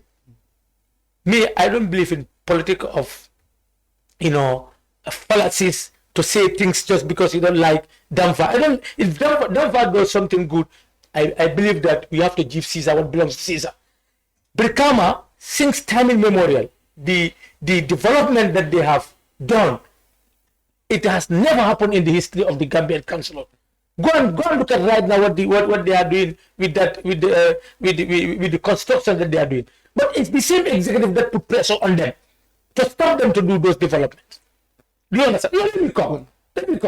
Do you understand? And we talk about the independence of the local government. The local government should be supported. How much are you giving them? The government is supposed to give them a percentage from the 25%. The government is not giving it. Parliament talk about it. They said the councils need to send their budget. They have to plan. Then we called the council and said, okay, do it this time. And when they did it, they could not give them 25%. These are lacunas. These are issues. But what I'm saying is, you yourself know that this government, you're talking about, Jambe at the time of human rights abuse. I can list numerous human rights abuses happened by your government.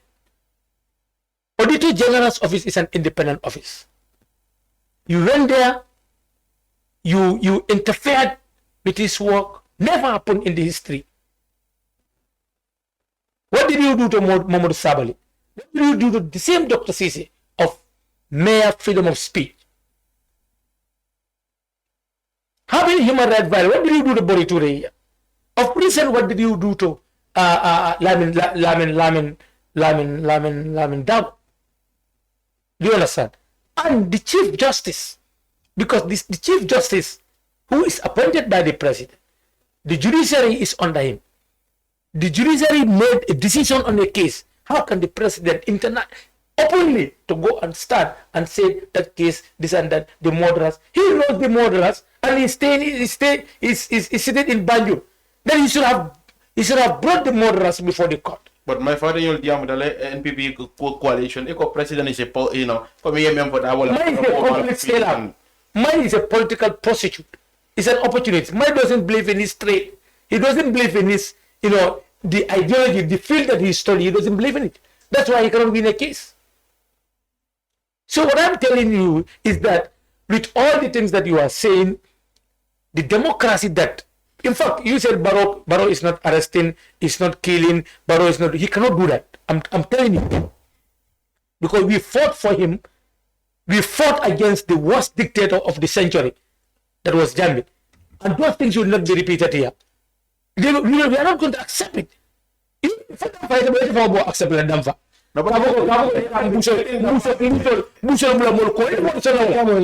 are a Democrat. You will not accept that. 1 minute.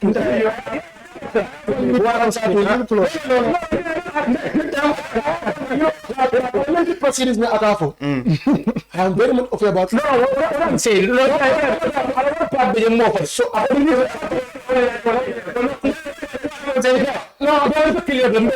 Dampha, you talk about retroactive clause. In the Constitution, it stated Parliament may pass laws. Parliament may pass laws that can have retroactive effect. So, the president will come out and control constitutional ban is baseless. It's in the Constitution. Okay, so you can make a law that can have retroactive effect. Quickly. Just quickly. First, absolutely not time limit on you because it's entrenched close law. Do you do any attempt? Why should we attempt on somebody private member private motion nati simple private motion nati pour Allah section 19 bi amendment but the black killing here me a try ko time limit it had no harm in if they no I'm not present not present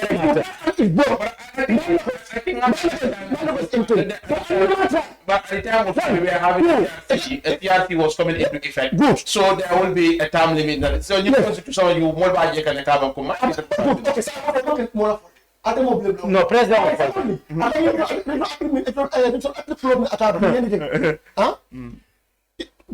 The country is governed by two different part of laws. Constitution and other laws of the land, including the Act of Parliament. Correct? Parliament, you go and act on issues incorporate into the constitution. But this one, we are talking about CRC, a new constitution. I don't know if that. No, you don't say that. I'm going to follow Parliament circumstances for the next. Or nearly about active clause. Nobody. So the have been used as the legal tool to guide that process. Good. So not if we are talking about the 2020 constitution, we are looking at retroactive clause embedded in it. All right. So let's be quick. Now, Commander La Fula Sabata, you know, many Alan Cole, Commander La, number you screen, I think it's even gone. Hello? Hello? Hello? Okay. What are they? Commander La Kilim Fulata draw. Number you la screen, just quick one. Janning wato nyimbe mbefinti la studio. Okay. Al commander okay, ñu number la mi yalan ko wala screen or ñu nga ñu commander la ta. Hello? Hello? Hello? Na? Ela monitoring set nyem fa ibaja la ko nga nyomoy sone yantema just ela monitoring set fa. Hello? Aha, jara no la programme fere diara nyanda kar dam fa jolal de parce que ya la mala kebe diam oh bare je no so bare tem ma dem famu o tela ma fam ko Sulayman le ma fam ba bare nte amara tam limit ni nga go membe nung 1997 constitution ko nta ma député le o boti fa ko to ma carte fa report moy kabra ko to 96 la. Okay. So malo wadi ji malo mo to mo le ko bondi because yo bondi le député dam man yo kabri aja ma. Okay. So what can no la très close. Okay. Solve my can. Thank you. All right. Alakewa.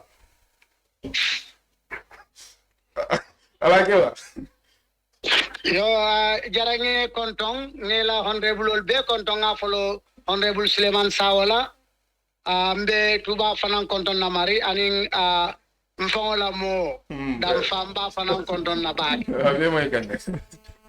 Yo ambe me yitandla doro wolem banko dingol le la moy atol mo sabolu bel andon nson kala ko banko dingol wolde membe ke la banko kan woli ya lonne ntol son tanin nala ko barola nyimma sakunda membe lori mo man sakunda jawole ti man fenkeno na man ke dawara kuma foti ko da baro pan ka kanyame nyunu baro paraka stable le foka bang ni NPP kame yalu no yetay kawando la moli ya kabri so manda fawra ro bari men bi je wala masa kasoto lunnela baraka banne fana ni momo nata baro binaja wato men atele kaltanye janka kumo be fo ala foro yala ani kumo be fana ko foko tam limit aba londila la in fact aba silal gambia dimo le nyi college yaje ko tonya kamen nyi wala binakela kodi wobe la sabu ka fem fonye fo no kurangole do bujana nga fem ko Sulayman ye men fo len tonya banko konko bo banko la konko le be gambia na man ke minister mabot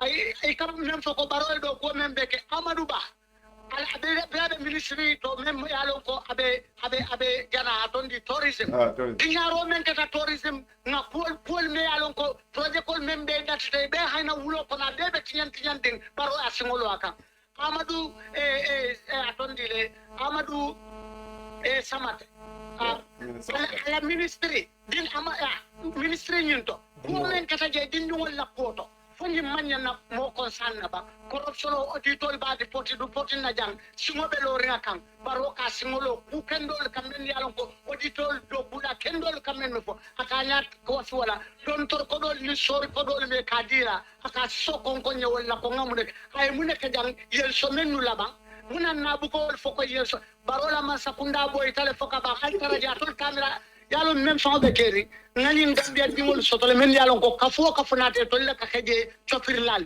ni hani UDP government na sai si je be borle be dum na yara ma bala ni to ma na UDP de alaikum thank you men je wala kare ali ngam batu wato sitale ngo itol bamira ka te banna ya jamela ka fo molu ye ngi fo jang ko ya te bole je ya fanka so kongo ko wuli ki sanji wuli kilin mona sala sanji wuli kilin o tay editorial gineba ala baraka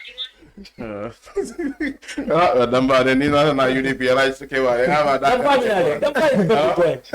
The election is coming. He's going to be an MC.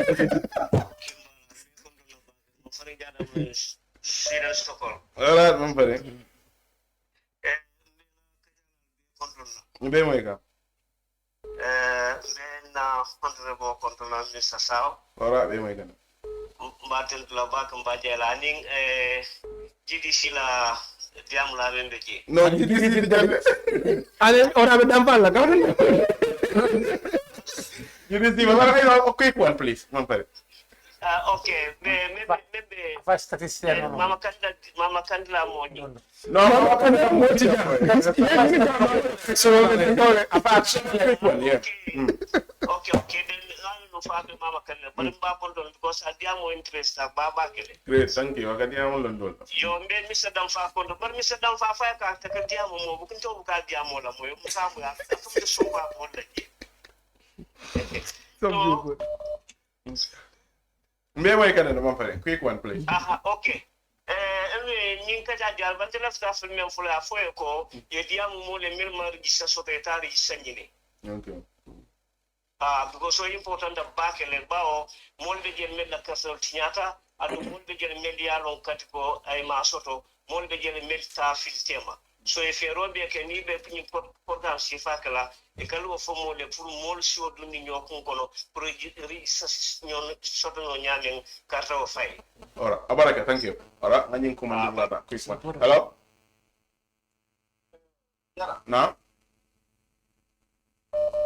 Hello? Hello. Yeah, be my kan. Hello. Na?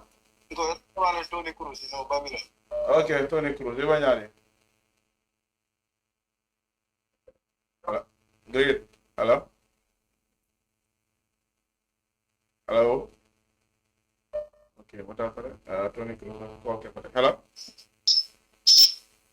Hello? Hello, Jara. Na? Koto. Ngejo. Mr. Badi England. Alright, Mr. Badi. Okay. Modul fanam be kondo. Hello? Yeah, hello? Yeah. Kago nyako. Mm-hmm. Yes, I need that you come UDP and time the government kon. Yeah. Afai baro found a lot of airport right dabo ni Ahmad Sane tentu because of Brussels play ni mengera ni wala when you hate Ahmad ni waro dabo foreign minister. Ahmad mu finance minister. Number 1. Number 2 aba esa ba ku clean fonyi. Kabirin dabo foreign minister alo prijo me alo ba soto China ya sama na bolon kon. Kabirin dabo boda jaya project clean fonyi be alo ko bejo project lam Gambia government ya soto.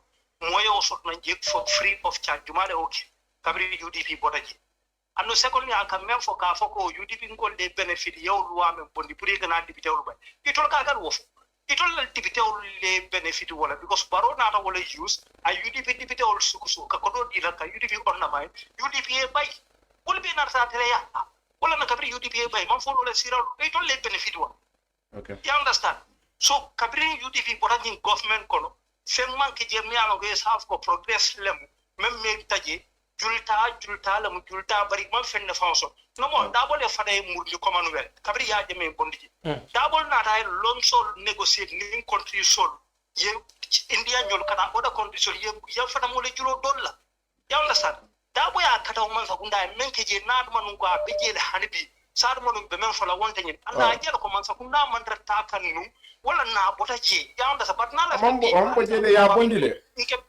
Hanin anta me foyla moy non me foyla moy. Yalla mo ba wala dabo nyanda resign na lu fa. Para ma resign abi jabala do ko barka ring baro ya bay. Because I take baro man rata kan kuke. Wala na baro la sta e menke amma wo. Par ni wonde dabo be sila jël hana ko baro ya ke vice president da ak minita ba ke lo le sonse ala vida. Asa enjo man sa kunda kona sa bunjo so ja se ko kuso. Number 1 dabo la minister de me al ay moti me alon ka do ko government ko me alon ka kata ay ka jo padi yomola kana ka to say.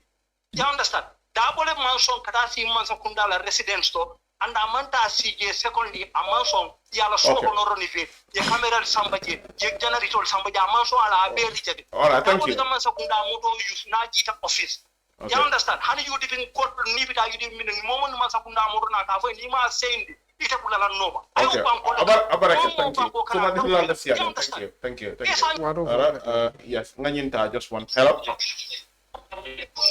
yeah Yes. Unimbara man. Ela monitoring set ngin talay wa jala nga ñomoy. Ike la moy damen diama doron tal be moy kande. Okay, Lamin Moram from Pennsylvania. Okay, Lamin Moram. Go ahead. Okay, I'm being a panisol be control from Dampha to Saho, Kara, slash UDP. Okay, but I said, additional Bulama, and the Baran Lord Bankle. I'm cool to see our family. I'm cool to support Campo, but you know, Campo Panama. And this is the point that Mr. Saho demanding about Senora Carol. Nimbekan for a need a car for a Latico Jana, Banjil Silo can get just one guardian for. Ikaseno 5, Ikaseno long. May seno long. Not Banglam, Anisiara, Seno Kendama board of Gambia Bankoka. No Badibu. Then I see I've been support for over almost 10 years. You know, come for 15 years. Can you look at come for India back out? I got to be I mean for one thing, Jawara Karabaka could do it. Yeah, German, you'll be not a full agriculture fine Bankoka or bigger than the Mogan. You understand? For example, President Barfana Masakunda, another agriculture among Kataku market, man, Katako Jawara and Minkiji, Mokiti. Limbe, major rate like 90%. Yeah, I'll give him 10%. Maybe President Barham 40%. Okay, thank you, Lana. Okay.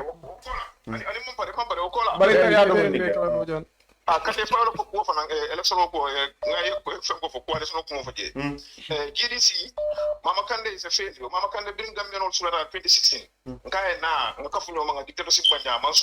Mama Kande la political career finished all. That's the end of him. Fine, UDP don't need to until we are MPP. But in Ireland, the question of another full majority council of jail. So you could have spoken and could have okay, I'm going to and then comes in half for Yamin. Don't be support men out. So I need to be the Sierra South Gay.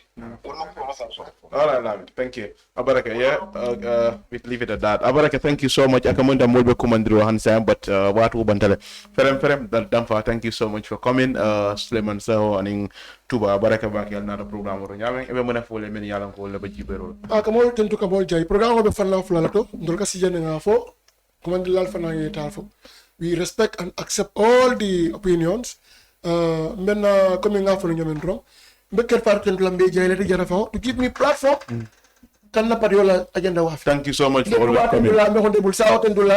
The debate was very cordial. Thank you very much for next time. Thank you so much for coming, Dampha. Yes, Touba. Yes, thank you very much, Jara, Abarakabake, and also the people behind the cameras, the Kerfadu family, Honorable Saho, Mr. Dampha. So it's good to be here speaking with you all. Just for clarification, I'm not here representing any particular party. The one talking, GDC no, we question on Mama Can. Actually, Jara is the one who represents GDC.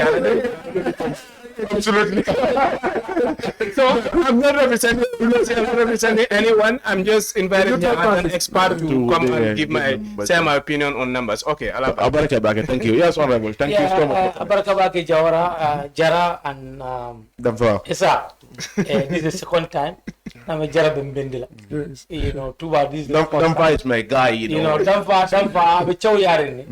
But Mbafla maybe he'll be our next. Party. No, but I like about that. No, I like him.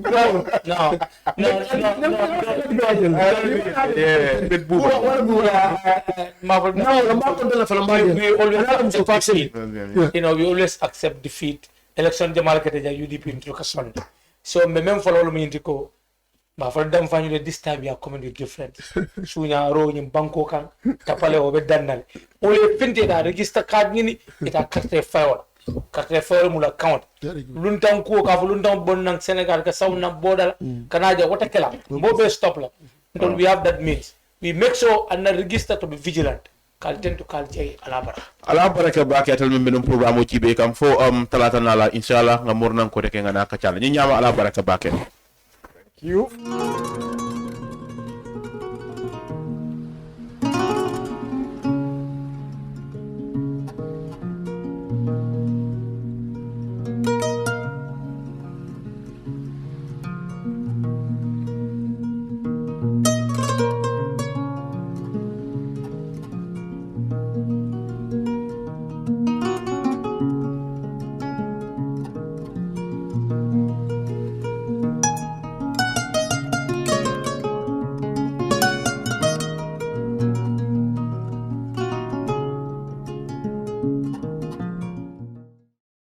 Hello! There's a new update from your favorite GSM operator, AfriCell. For all of you that have struggled to buy cash power beyond $7,000, AfriCell has done it again. The limit to buy cash power is now up to $30,000. Oh yes, $30,000. Buy all the cash power you want from your AfriMoney account by dialing *777#. Where AfriCell goes, nobody dares to follow. It's an amazing offer. AfriCell mobile money just got way better. The threshold for cash in and cash out on your AfriMoney has been increased. Where it used to be 10,000 per transaction, now it has been increased to 30,000. Meaning, your AfriMoney account, you can now withdraw and deposit up to $30,000 at once. Cashing in and out just got 3 times easier. For more info, call 777. Where AfriCell goes, nobody dares to follow.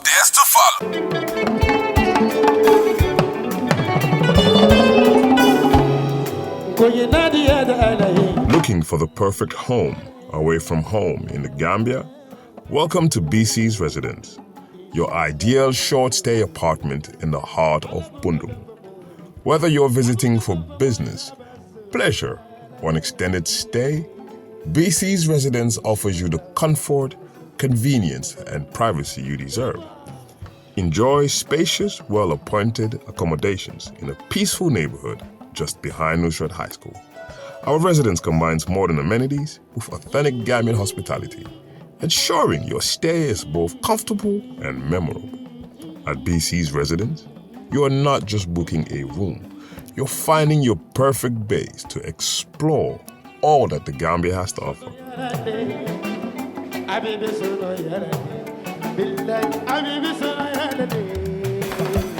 Ready to book your stay? Contact us today. +220 941414 bcsresidence@gmail.com.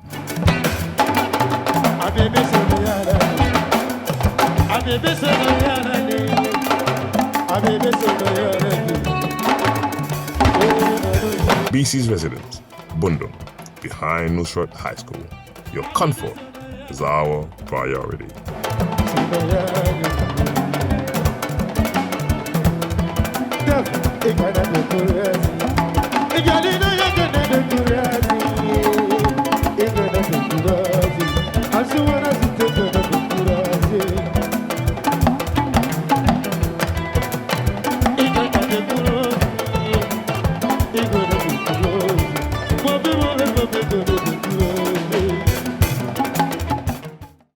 Traveling has never been this simple in the Gambia. Oh yes, you don't need to visit the GTSC depot just to get a ticket. Just download the Yona Wallet app today and enjoy hassle-free bookings. With Yona Wallet, you can buy your GTSC bus ticket right from your phone, anytime, anywhere. From Kanifing to Dakar, Dakar to Banjul, or up-country routes like Kanifing to Basse and Basse to Banjul, Yona Wallet has you covered. No queues, no stress. Just safe, fast, and convenient ticketing at your fingertips. Choose comfort. Choose convenience. Choose GTSC with Yona Wallet. Yona Wallet. Your money, your way. GTSC. Moving the nation forward. For more information, please call 1124 or 221-1668.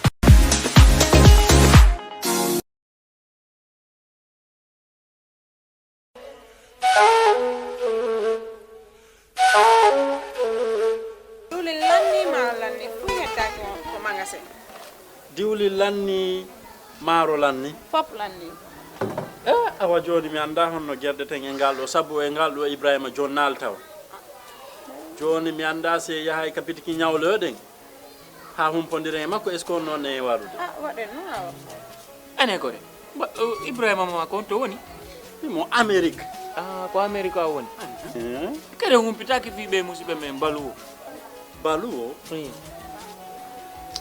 ɓe andanɗa kala ko wawɗa wonde e aduna o si a rewi e juuɗe maɓɓe a jonnay ɗo dépassement o gambia hara no weeɓi a yahata kadi taw ko mbuɗi ɗin no ƴawi walla no jippi ɓe haalantama ko kala ko falɗa ko rewi sengo ñamete ili nebba maaro basalle pomme de terre kala ko rewi ɗon a hendoto hara no weeɓi kadi wona ɗum ɗon tum ɓe jonnira e mobile phone siko ɗum kadi laptop kala ko wayrode ɗi ɓe hay kaspawa ɓe wawma jonnude kadi sa fala humpitade ko weeɓi ƴettu google account ma on joni data ton waɗa download app maɓɓe on ayiyay kala ko humpima e maɓɓe ton ɓe weeɓi yama ka wonɗa wo e aduna on kala ko wawɗa a jonnanayi wonɗo ka leydi men gambia ɗo dépense hara no weeɓi hama si ɗum non fof no neeɓi immoɗen joni mi ɗowtama ka place maɓɓe jano waɗen joni iya heɓa ko falaɗa waɗen kisam Jamano Money Transfer Bureau de Change, your go-to option when it comes to money transfer.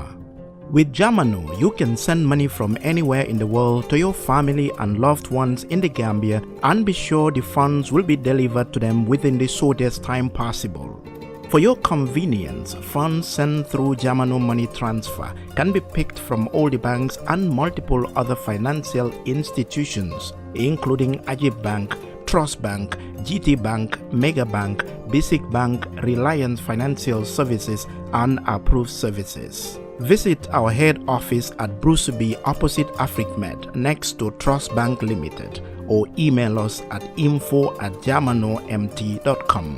You can as well call us on 310-3050 or 310-3051 or yet still 733-0688.